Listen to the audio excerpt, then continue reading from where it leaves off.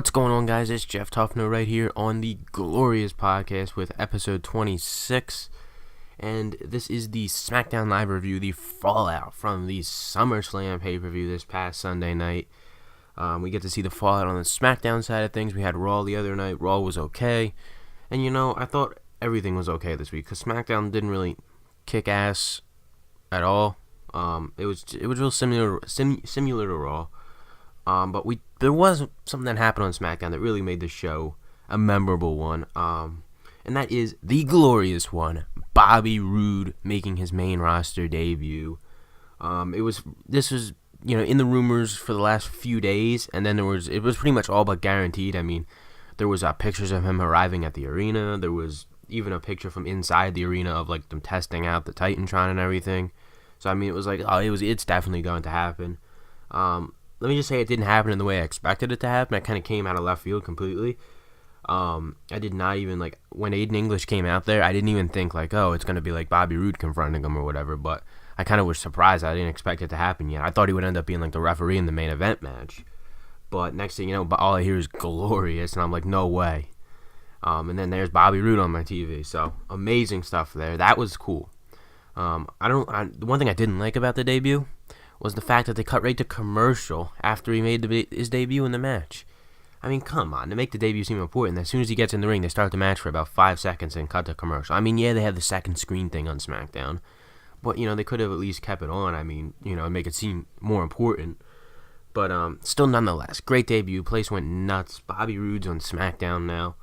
And he's face? I mean, that's another question I have. He's face now? He's no longer the heel Bobby Roode? I mean, he did come when he first came to NXT. He was sort of face for a little bit, and then he went full heel.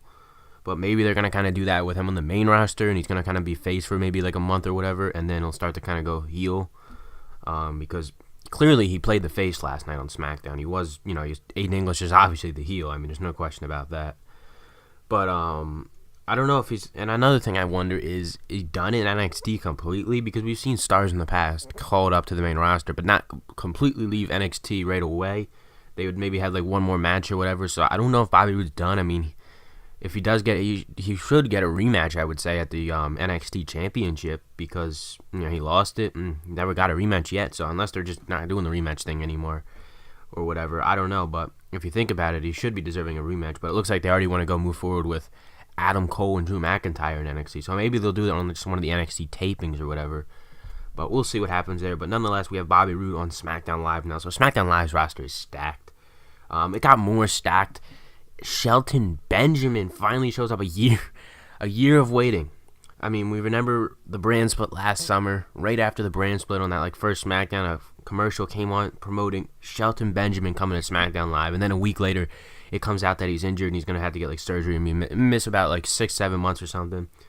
But then finally, the rumors started coming back to life again the past few months that he'd be signing with WWE, and then apparently it was a month ago or whatever he did sign. And then what do you know? He shows up on SmackDown tonight, and he's gonna be teaming with Chad Gable from this point on, pretty much replacing Jason Jordan.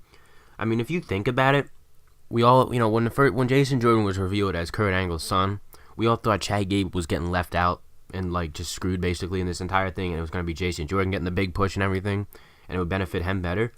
Looking at it now, about a month later, it really looks like it's benefiting Chad Gable more than Jason Jordan. Jason Jordan what they've tried on Raw with him has just not worked out. Nobody's reacting to him. He's not even getting boos. He's not even getting cheers. Nothing. He gets no reaction when he comes out. I mean, don't get me wrong. He's a good wrestler and all. It's just not his fault. They haven't really developed any type of a character for him yet, though.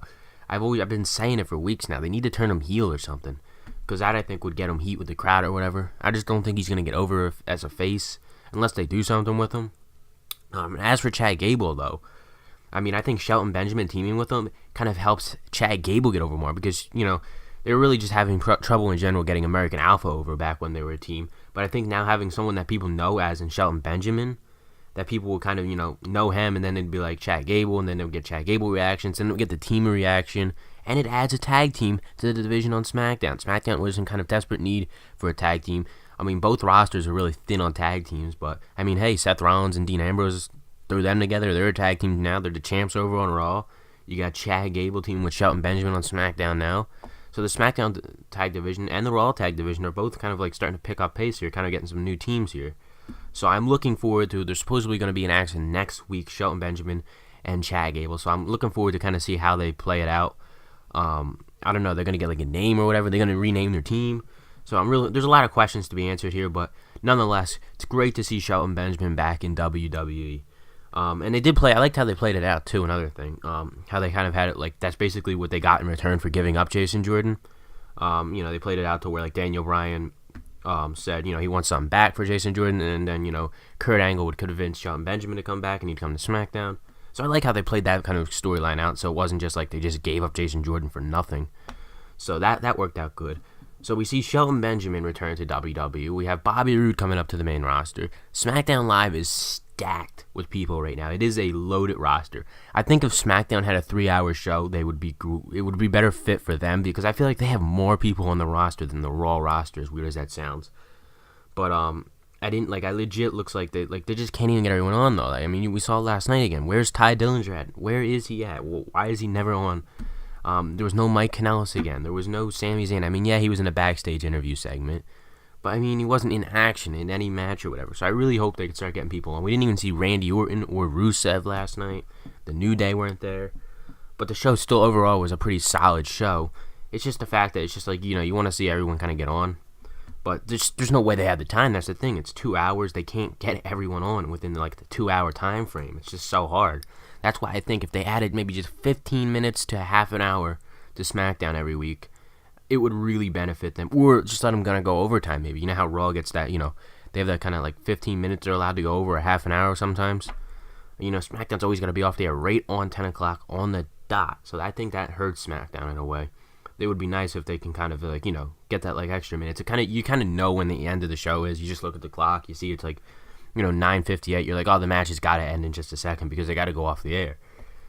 So, we've seen multiple examples of where they could have used extra time in the past year or whatever, ever since they went live. So, hopefully, maybe down the road, they are able to pick up maybe an extra 15 to 30 minutes on the show. That would really benefit them, though, with getting all these people on the show that they have. All right, so let's talk about the rest of the show. We talked about Bobby Roode showing up. We talked about Shelton Benjamin showing up. Great stuff there. Let's talk about overall the rest of the show. Really, them two showing up kind of saved the show, to be honest. We got AJ Styles versus Kevin Owens again. Hopefully this is the last time for a long time we have this match. And it's not that I don't want to see AJ Styles versus Kevin Owens. They have stepped in the ring countless number of times in the last 3 months or whatever, ever since they started feuding. And every time they've stepped in the ring, the match has been amazing. Don't get me wrong. But, the feud is just getting so boring at this point. It's just like, can we please stop with this? Like, I just don't care to see it. And I think that this was the last match we had of them. And the title was once again on the line. AJ Styles defending against Kevin Owens in the main event with special guest referee Baron Corbin. Oh boy, Baron Corbin is really taking that demotion. 1 week ago, Baron Corbin comes on the SmackDown. He's got the Money in the Bank briefcase. He cashes in. He fails at that. And he was really falling down. He lost to John Cena at SummerSlam. And now here he is, the referee in the main event of the main event of SmackDown Live. They're really burying Baron Corbin right now. But I don't know. I feel like it is possible, though, now that the Owens Styles feud is over. Maybe they'll have Baron Corbin feud with AJ Styles for the U.S. title so he can get back into the title picture. I don't know. I've heard rumors that he might even, they might be getting rid of Baron Corbin, sending him back to NXT. Everything's going around. Rumors were everywhere lately. But we see that. The match itself, another good match. I enjoyed it. Out of all the matches they've had, my favorite one was... I don't know what my favorite one was, to be honest with you. The SummerSlam match was really good. The one they had with Jericho, the triple threat on SmackDown, that was really good. I don't know. Like, every match they have, it's hard to pick one, like, specifically that was the best of them all. I'd have to go back and kind of, like, watch them, because it's just, like, they're all, like, all of them were good to me, in my opinion. But, anyway, Styles retains. Corbin's the referee. Corbin ends up walking out, and then Shane comes out. He's the referee then. This is obviously just to keep building up the Shane McMahon and Kevin Owens feud that we are going to get. And I was just thinking, I'm like, this next SmackDown pay-per-view is Hell in a Cell. So, I don't know if you guys are thinking what I'm thinking, but I'm thinking Shane McMahon versus Kevin Owens inside Hell in a Cell. Remember what happened last time? Shane was inside a Hell in a Cell. That match could be amazing if they do that. That could be like the first match of their feud. And then, whoever wins, it leads to a 5-on-5 Team KO versus Team Shane match at Survivor Series, the elimination match. I think this could be one of the biggest feuds going forward on SmackDown from here. Kevin Owens and Shane McMahon. It's definitely going to happen, no question about it. So I'm actually looking forward to that one. That's going to be an interesting one. And as for Styles, I said that he could be feuding with Corbin. We'll see, but I don't know. That would be kind of an interesting feud. I don't know what they're going to do with Baron Corbin, though. He's so, I don't know. They've really just buried him in 1 week's time. In 1 week's time, they have just went from being like one of the big stars on SmackDown to really looking like he's got a bright future to just absolutely buried in 1 week, just destroying them. Who knows? We're going to tune into SmackDown next week, and Baron Corbin's going to be on commentary. The demotion will continue, and then he'll be like the janitor next week or whatever. Who the hell knows? But nonetheless, another enjoyable match. Styles retains the title. Move on from this. Thank God it's finally over with, because it was just kind of getting boring. They were really running it out too long. I thought it should have ended even before SummerSlam, but it's over now, hopefully. We witnessed another return on SmackDown. Not much of a big, talk about worthy to talk about return, but Dolph Ziggler's back. I don't know. For you Dolph Ziggler fans out there, I guess that was exciting. Not the biggest Dolph Ziggler fan as of late. I used to be a real big Dolph Ziggler fan back in 2013 when he cashed in the Money in the Bank and everything. That was amazing. But Ziggler's back, and he cuts a backstage promo saying he's going to do what the stars do, and pretty much just names what everyone else is doing in WWE that's successful right now, and says he's going to do that, and he's going to be a star next week on SmackDown. So I don't know what they're going to do with Dolph Ziggler. There's been rumors going around that they're going to repackage him. So, maybe that's what this includes here. He's going to be somewhat repackaged into a new star. I think he's still heel, right? I could be wrong, but he seemed like he was playing heel in that backstage interview last night. So, we'll see what they do with Ziggler next week. That'll be interesting to see. What else happened? Shinsuke Nakamura takes on the Singh brothers in a 2-on-1 handicap match. Nothing special here. I'm guessing another Nakamura-Mahal match is in the making, because this feud does not appear to be over. I thought this would be kind of a one-time thing, and then maybe they'd have Nakamura win the title sometime separately, not against Mahal down the road, but it looks like they want to continue this feud and further it, maybe into the Hell in a Cell pay-per-view. But Nakamura knocks off the Singh brothers real quick, nothing special, and then Mahal attacks him after the match, but then Nakamura ends up coming out on top, hits him with a Kinshasa, and there you go. So expect a match to be announced between them two sometime in the future. The Usos take on the Hype Bros in a tag match. Nothing really here to talk about. The Hype Bros, did anyone else remember that they're still a tag team? Because I honestly thought that they weren't even a tag team anymore. I don't know. There were rumors going that they would break up, but come to think of that, they never actually did break up, I don't think. Clearly they didn't. They were teaming together last night. They must have been wrestling on that main event or whatever every week. But they made it onto the main card this week. They took on the Usos. The Usos obviously pick up the win. The Usos cut a promo after the match, saying they're putting the entire tag team division on notice. So, interesting to see. I don't know if we're going to get another Usos New Day match. The New Day do have a rematch, so I don't know, but it would be nice to see maybe another tag team get it. As long as it's not the Ascension. Anybody but the Ascension. Maybe Breeze Dango. Come on, let's give Breeze Dango a chance. They've been cutting. We saw them again tonight backstage. Kevin Owens was trying. Breeze Dango themselves were trying to be the referees in the main event. They wanted to be both the referees, but that didn't work out, and Corbin ended up being the referee. But I don't think we got it. I don't think we got a Fashion Files or whatever Fashion anything tonight. Last night rather. But they did say it was taking a break for 2 weeks. I remember last week on SmackDown. They did that thing where it said they'll be gone for 25 years or something, and then it was 2 weeks or whatever. So that was funny last week. But I don't think we had a segment, other than that backstage segment, we didn't really have a whole part of the show. So I didn't even realize that until now. But we didn't have that last night, but they made an appearance. Hopefully, I want to see them get a tag team title. They've been really building them up backstage. Everybody likes them. They're really over with the crowd. So give them a title shot soon. They're really deserving of one. So hopefully we see that down the road. Shelton Benjamin returned. We got to talk about that. Bobby Roode defeats Aiden English. Kevin Owens opens the show. I thought that's when Bobby Roode was going to debut, guys. I saw AJ Styles come out, and I'm thinking, is AJ about to issue an open challenge? Gets in the ring, nonetheless. What do you know? He issues an open challenge. I'm like, oh my God, it's about to be Bobby Roode.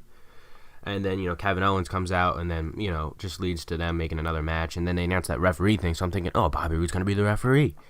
Nope. And then Bobby Roode surprisingly makes his main roster debut against Aiden English. I didn't expect it to be that way. That's what I meant when I was saying that earlier in this show here. But a women's tag match. I forgot about that. Naomi and Becky Lynch defeat Natalya and Carmella. Is it me, or do they have a women's tag match every single week on SmackDown Live? I mean, I just feel like the women's match on SmackDown every week is a women's tag after women's tag. I could be wrong, but I just feel like I feel like I'm gonna have to look it up or whatever. Just look at the past SmackDown results for like the last month or two. I just feel like every week it's always a women's tag. Like, I just want to see them do something different. But nonetheless, we had another one. Naomi and Becky pick up the win. We have the women's champion teaming with Miss Money in the Bank, so that's a little interesting. But I don't know when Carmella's gonna cash in. I was thinking that like when Carmella cashes in, maybe Ellsworth screws it all up and Carmella doesn't win the title. But I don't think that will happen because Baron Corbin already cashed in. He didn't win, so I don't think they'll have both Money in the Bank winners unsuccessfully cash in. That would be crazy if they did that. I mean, it would make the Money in the Bank lose a ton of value if you think about it. But I don't know. I don't know when they're gonna do it. They could wait. I mean, they could wait all the way until WrestleMania for all we know, or they could do it, next week. So we'll see. But another women's tag match. I want to see something different than a women's tag match on SmackDown. I mean, I feel like as of late, the last month or whatever, as weird as it sounds, as hard as it is for me to say, the Raw women's division has actually been better than the SmackDown women's division. So I don't know. We'll see. Hopefully they kind of start to get away. I mean, like I said, SmackDown has a ton of time between now and the Hell in a Cell pay-per-view. So, I mean, they don't necessarily even need to start really building for like the next 2 weeks. So, I don't know. It's going to be interesting to see how SmackDown goes with them not really starting the build for Hell in a Cell yet. Or they could start the build maybe next week, give it a real lengthy build it up to be a big pay-per-view. I mean, it is the Hell in a Cell pay-per-view, one of the most exciting pay-per-views of the year. So, hopefully that. I'm curious to see what the matches are for that because, the Hell in a Cell matches are always exciting. So, I mean, that's basically it for SmackDown, though, guys. I think I've covered everything on here. As for a rating out of 10, I forget what I gave Raw yesterday, but I want to give SmackDown maybe the same rating or just like a 0.5 higher. I think I gave Raw a 6 or 6.5 out of 10. I'll give SmackDown, though, a 6.5 out of 10. I mean, I thought Bobby Roode showing up, Shelton Benjamin returning, and another AJ Styles, Kevin Owens classic in the main event were all like would save the show. Other than that, though, if you take away a few things, say Bobby Roode never shows up, Shelton Benjamin maybe gets held off for a week or whatever, and they just don't do none of that tonight. This SmackDown probably would have got maybe a 4.5, 5 out of 10 for me. So they really saved the show, in my opinion, but I'm sure it was definitely glorious seeing Bobby Roode. I mean, how we even named this podcast right here the Glorious Podcast after Bobby Roode's famous glorious catchphrase there.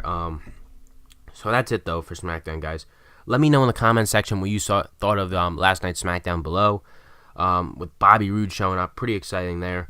But leave a like, subscribe, and follow me over on Twitter. The link is in the description, as always, and I'll see you later today with a news video on something that I have no clue yet, but I'll find something to do a news video on.